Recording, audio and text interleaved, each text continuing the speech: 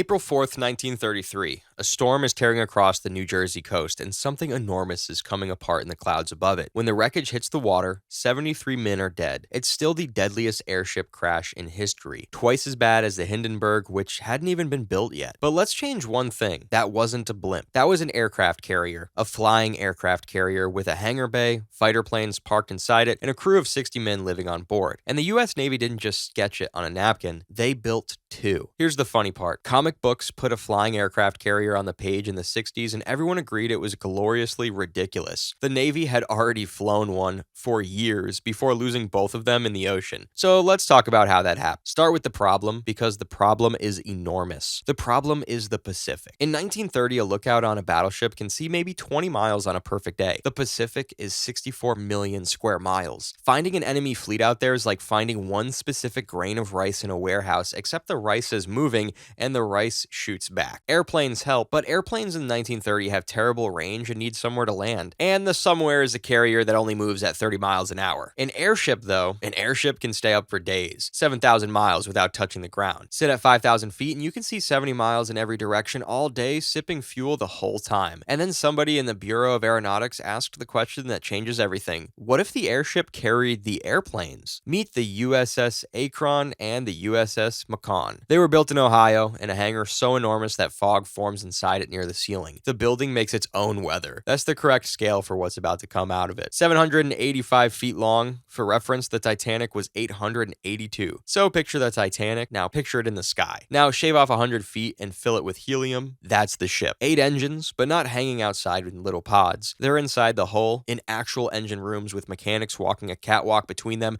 driving propellers on outriggers that could swivel to push the whole ship up or down like a helicopter. And it's helium, not hydrogen, which matters a lot. America was sitting on essentially the entire world's supply of helium buried under Texas. It's the reason the Hindenburg burned and these two didn't.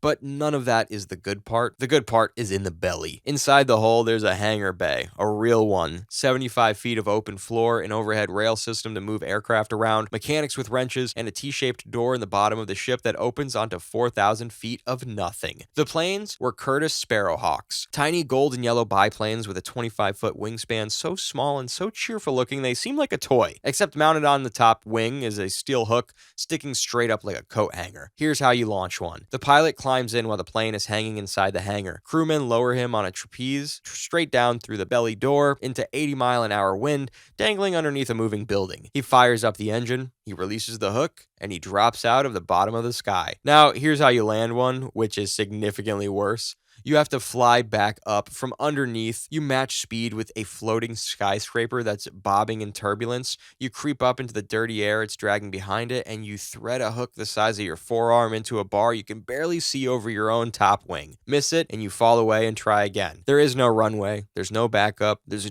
a bar, and there's the ocean. The pilots called themselves the men on the flying trapeze and painted a circus trapeze artist on the side of their planes, which honestly is the humblest possible reaction to that job. And here's my favorite detail in this entire story. They took the landing gear off. Think about it. You take off from a ship in the sky, you land on a ship in the sky. Wheels are just weight, so they unbolted the landing gear and bolted an extra fuel tank there instead, which is an incredible commitment because it means if the mothership goes down, you're now flying an airplane that physically cannot land. But this wasn't a stunt. The math was genuinely terrifying for anyone on the other side. One Macon, with 4 Sparrowhawks fanning out from it, could sweep a strip of ocean hundreds of miles wide in a single day and be somewhere completely different by nightfall. Nothing else in 1934 was even in the same conversation. And the commander who figured out how to really use it, Herbert Wiley, worked out the trick fast. Stop flying the airship at the enemy, hide the airship over the horizon, and let the little planes do the looking. Keep the expensive thing far away and push the cheap things forward, which is exactly how modern carrier aviation works. He was right, he just ran out of time. Because here's the disadvantage, and it's the one that never went away: weather. An airship is enormous and almost weightless, which means it doesn't push through a storm picks it up. And there's a reason airships have a body count on the ground too. In 1932, the Akron was mooring at Camp Kearney in California when the ship suddenly got light and started to rise. Ground crew were hanging on the lines. Most let go, 3 didn't. 2 of them fell. The third, a sailor named Bud Coart, hung onto a rope underneath a rising airship for nearly an hour before the crew could haul him inside. There's film of it. It's not not fun to watch. Then, April 1933, the Akron flies into a violent storm off New Jersey at night, gets caught in a downdraft, and slams its tail into the ocean before anyone knows how low they are. There were no life jackets aboard. The ship that came to rescue them didn't have a proper lifeboat. The water was in the 40s. 73 of the 76 men on board died, including Rear Admiral William Moffett, the man who basically invented naval aviation as an institution and the single biggest defender the airship program had. The program lost its father in the crash. 2 years later is the humblest possible reaction to that job. For California, the Macon hits turbulence and its upper tail fins fail. And here's the gut punch. That fin had been damaged on an earlier flight. The repair was approved. It was scheduled. It just hadn't been finished yet. Gas cells rupture. The ship rises out of control, dumps its lift, and starts sinking toward the water. But this time they had life jackets and rafts because of the Akron. And a big soft airship settles onto the sea a lot more gently than it hits it. 81 of 83 men survived. 2 died. 1 jumped too early. 1 went back inside for his belongings.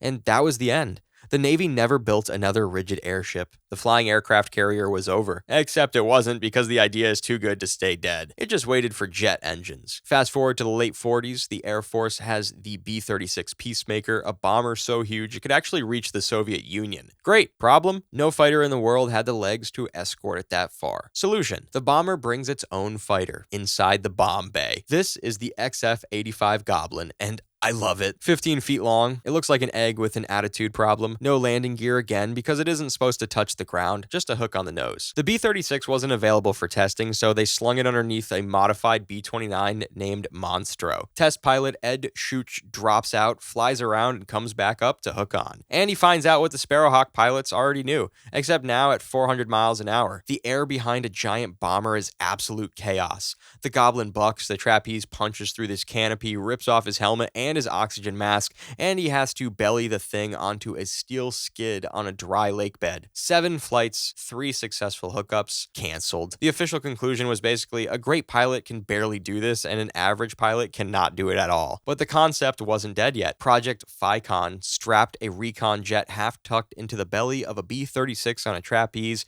and that one actually went operational in 1955 with real squadrons.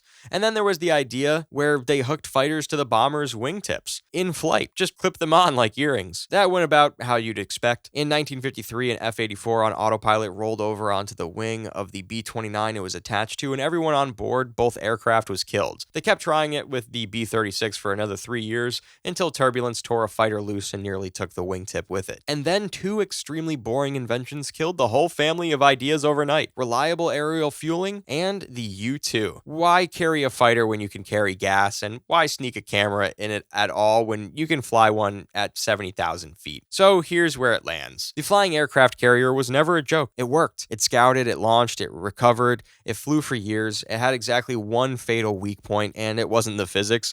It was a human being trying to park an airplane on a moving building in a crosswind. So take the human out. In 2021, a C-130 flying over Utah reeled out a docking arm, snagged a drone in midair, and pulled it inside. First time in history an aircraft has ever recorded a drone getting recovered in flight. The trapeze is back. Nobody's oxygen mask got torn off this time. 90 years later, the Navy's ridiculous idea turns out to have just been an early one, which is usually what ridiculous means. And in about 1,500 feet off the water off the coast of California, the Macon is still down there. Its hangar is still down there, and so are 4 little gold biplanes sitting in the dark, still waiting on a launch order. If you enjoyed that, there's another video on screen right now. The algorithm thinks you'll like this one, and honestly, the algorithm has a better track record than the airship program.